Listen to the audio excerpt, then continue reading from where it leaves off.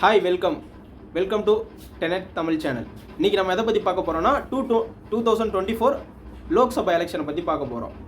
இப்போ வந்து April 19 first face நடக்க போகுது. இந்த எலெக்ஷனை வந்து எங்கே மெயினாக மேஜராக பாயிண்ட் பண்ணி நடக்குதுன்னா இந்த ஃபஸ்ட் ஃபேஸு தமிழ்நாடு முழுவதும் நடக்குது. தமிழ்நாட்டில் வந்து இன்றைக்கி நம்ம ஒரு முக்கியமான மாவட்டம் ஆன்மீக தலமான திருவண்ணாமலையை பற்றி பார்க்க போகிறோம். திருவண்ணாமலை வந்து இருக்கிற 39 பாராளுமன்ற தொகுதியில் ஒரு 11வது தொகுதியாக வகைப்படுத்துகிறாங்க தமிழ்நாட்டில். இங்கே எத்தனை லட்சம் ஓட்டு இருக்குதுன்னு கேட்டிங்கன்னா திருவண்ணாமலை கிட்டத்தட்ட 14 லட்சம் ஓட்டு இருக்குது. என்னென்ன தொகுதின்னு கேட்டிங்கன்னா இந்த லோக்சபா எலெக்ஷனுக்கு இதுக்கு அடங்கிய என்னென்ன தொகுதினா ஜோலார்பேட்டை, திருப்பத்தூர், செங்கம், திருவண்ணாமலை, கீழ்பெனாத்தூர், கலசப்பாக்கம் தொகுதி. இதில் மிகவும் மேஜரான ஒரு தொகுதி எதுன்னு கேட்டிங்கன்னா திருவண்ணாமலை தொகுதி. இது எதுக்காக திருவண்ணாமலை தொகுதின்னு சொல்கிறேன்னு கேட்டிங்கன்னா இந்த இருக்கிற 14 லட்சம் ஓட்டில் கிட்டத்தட்ட 5.5 லட்சம் ஓட்டு கொண்ட ஒரே தொகுதி எதுன்னு கேட்டிங்கன்னா திருவண்ணாமலை தான். இந்த திருவண்ணாமலையில் இந்த 5.5 லட்சம் ஓட்டை வந்து எப்படி பிரிக்கிறாங்கன்னு கேட்டிங்கன்னா ஆண்களும் பெண்களும் எவ்வளோ சமமாக இருக்காங்கன்னு பார்க்குறாங்க. இந்த 5.5 லட்சம் ஓட்டில் கிட்டத்தட்ட 3 லட்சம் ஓட்டு ஆண்கள் ஓட்டும், 2.5 லட்சம் ஓட்டு வந்து பெண்கள் ஓட்டாகவும் இருக்குது.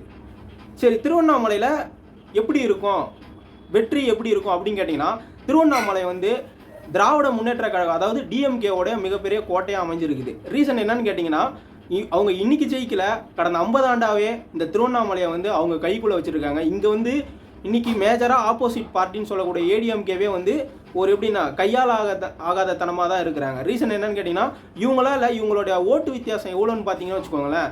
திருவண்ணாமலையில் வந்து கிட்டத்தட்ட 78% 80% போலிங் நடக்குது எல்லா வருஷம், எல்லா 5 வருஷத்துக்கு ஒரு முறையும்.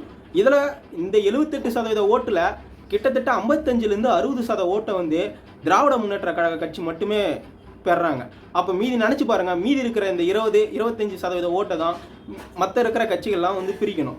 அதில் மேஜராக எல்லாரும் சொல்லக்கூடிய ஒரு மிக முக்கியமான எம்பி யாருன்னு கேட்டிங்கன்னா வேணுகோபால். அவர் வந்து இப்போ மறைந்துட்டார், இப்போ தான் ரீசெண்டாக இறந்தார் ஒரு சில மாதங்களுக்கு முன்னாடி. அவர் வந்து ஒரு எப்படின்னா ஒரு மைல் ஸ்டோனே செட் பண்ணி வச்சுருக்காரு. இங்கே அதிக வாக்கு வித்தியாசத்தில் ஜெயிக்கக்கூடிய ஒரு ஆளுன்னு சொல்கிற மாதிரி. இவருக்கு அடுத்து 2014 வந்து அப்போ வந்து ரூலிங் பார்ட்டியான ஏடிஎம்கே நிற்கிறாங்க. ஏடிஎம்கே வந்து ஜெயிக்கிறாங்க. யாருன்னா வனரோஜா. அவங்க எவ்வளோ வித்தியாசம் ஓட்டு வித்தியாசம் கேட்டிங்கன்னா கிட்டத்தட்ட 1.5 லட்சம் ஓட்டு வித்தியாசம் தான் ஜெயிக்கிறாங்க. அப்போ நினச்சி பாருங்கள், அப்போ அவங்க வாங்கின சதவீத ஓட்டே வந்து 48% ஓட்டு தான் இருக்குது. இதுலேருந்தே நம்ம தெரிஞ்சுக்கணும் இந்த ஊர் எதனால் ஆன்மீக தலம்னு சொல்கிறோம், ஆனால் ஆன்மீகத்தை வந்து எதிர்க்கலை, ஆன்மீகத்தை வந்து ஃபோர்ஸ் பண்ணுறாங்க அப்படின்னு சொல்லி எதிர்க்கக்கூடிய ஒரு கட்சியான திராவிட முன்னேற்ற கழகம் இந்த ஊரில் வந்து பயங்கர ஸ்ட்ராங்காக இருக்கிறாங்க.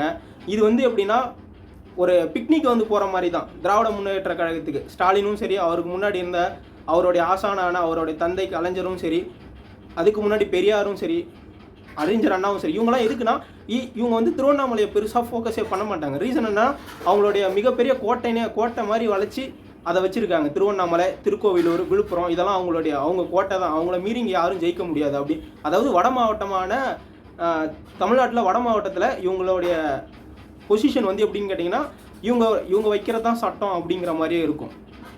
சரி, இந்த ஓட்டுலாம் வாங்குறாங்க. போன 2019 வந்து சிஎன் அண்ணாதுரை, அதாவது திராவிட முன்னேற்ற கழகத்தின் தலைவருடைய பேரை கொண்ட சிஎன் அண்ணாதுரை நிற்கிறாரு. அவர் எத்தனை லட்சம் ஓட்டு வித்தியாசத்தில் ஜெயிக்கிறாருன்னு பார்த்தீங்கன்னா 3.5 லட்சம், கிட்டத்தட்ட 3 லட்சம் ஓட்டு வித்தியாசத்தில் ஜெயிக்கிறாரு.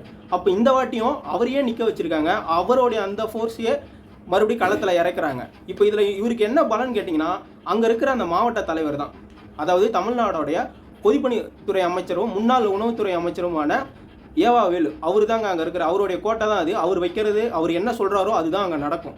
அவருடைய பலம் தான். இந்த வாட்டி அவருடைய மகன் அவர் நிற்கிற மாதிரியாகவும் இருந்தது ஏவா கம்பனு.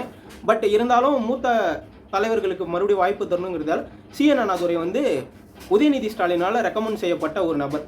அதாவது உதயநிதி காலம் வர்றதுக்கு முன்னாடி இளைஞரணின்னு ஒரு சில பேர் இறக்குனாங்க. அதில் ஒரு குறிப்பிட்ட பேர் சொல்லணும்னா இங்கே இருக்கிற சிஎன் அண்ணாதுரை, அதுக்கப்புறம் பொன்முடியோட மகன் அவர், சில பேர் 1-2 பேர் அப்படி இருந்தாங்க. அதில் இவருக்கு மிக முக்கியத்துவமானது அந்த இடத்த இவர் ஜெயிச்சியும் காட்டினார். அதே தலைவரை மறுபடியும் நிற்க வைக்கிறாங்க. இந்த வாட்டி எத்தனை சதவீத ஓட்டு வாங்க போகிறாங்கன்னு தெரியல. இவங்களை எதிர்த்து இனி அவங்க பாதியாச்சும் ஏடிஎம்கே வாங்குமான்றதே ஒரு கேள்விக்குறி தான். இது மட்டும் இல்லை, இதுக்கு முன்னாடி தர்மலிங்கம், திருவண்ணாமலையை சேர்ந்த தர்மலிங்கம்ங்கிற இருக்காரு. அவர் கிட்டத்தட்ட 2 முறையும் வந்து ஜெயிச்சிருக்காரு. அவர் அப்போ அந்த காலத்தில் கிட்டத்தட்ட வாக்கு வித்தியாசம்னு பார்த்தீங்கன்னா கிட்டத்தட்ட ஒரு 5 லட்சம் அந்த மாதிரி தான் இருந்தது மொத்த திருவண்ணாமலை தொகுதியோட ஓட்டே. அன்றைக்கும் அவர் தான் மைல் ஸ்டோன் ஃபிக்ஸ் பண்ணுறாரு. கிட்டத்தட்ட 1.5 லட்சம் ஓட்டு வித்தியாசத்தில் ஜெயிக்கிறார். அன்றைக்கி 1.5 லட்சம் ஆரம்பிச்சது, இன்றைக்கி 3 லட்சமாக வந்து நிற்கிது. இன்றைக்கி இந்த வாட்டி அதுவும் இல்லாமல் ரூலிங் பார்ட்டியாக இருக்கிறது திராவிட முன்னேற்ற கழகம். அவங்க வந்து அவங்களுடைய பலத்தை நிரூபிக்கணும். அதுவும் இல்லாமல் இப்போ நடக்கிற இந்த எலெக்ஷன் வந்து இது ஐடியாலஜிக்கல் வார். இது வந்து ஏதோ ஓட்டு அரசியல்னு சொல்லவே முடியாது. ஏன்னா இப்போ நடக்கிறது மத்தியில் உள்ள பாஜகவுக்கும் சித்தாந்த அடிப்படையாக கொண்ட திமுக, தமிழ்நாட்டில் திமுகவுக்கும் அதே மாதிரி மற்ற மாநிலங்களில் அந்தந்த மெஜாரிட்டி தனித்துவம் பெற்ற மாநில கட்சிகளுக்குமான போட்டி அப்படின்னு சொல்லி முன்னிறுத்தி இந்த வாட்டி ஓட்டு கேட்குறாங்க. உங்களுடைய ஓட்டை நீங்கள் யாருக்கு போட போகிறீங்க, இது வந்து யாருக்கு சாதகமாக இருக்கணும், நீங்கள் முடிஞ்சால் சஜஸ்ட் பண்ணுங்கள், கமெண்ட் கூட பண்ணலாம். பிடிச்சிருந்தா சப்ஸ்கிரைப் பண்ணுங்கள், லைக் பண்ணுங்கள், ஷேர் பண்ணுங்கள்.